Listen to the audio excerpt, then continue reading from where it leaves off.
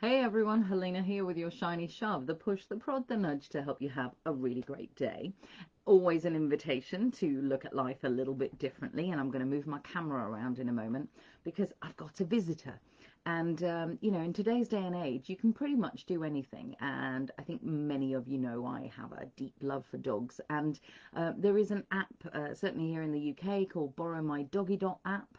Or .com, and I've borrowed a doggy for the day, and in fact Nellie is highly likely to come on a regular basis, and Nellie is somewhere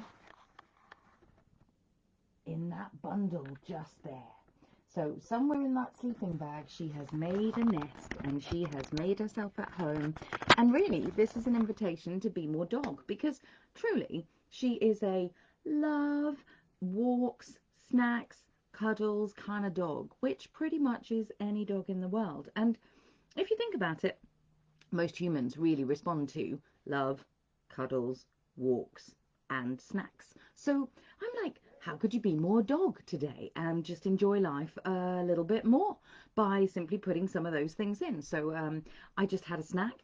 I'm about to have a coffee. I don't think giving dogs coffee is a good thing. However, um, you know, some love, some cuddles. In about half an hour, I'm going to disturb her little nappette and just go from there. What's not to love about this?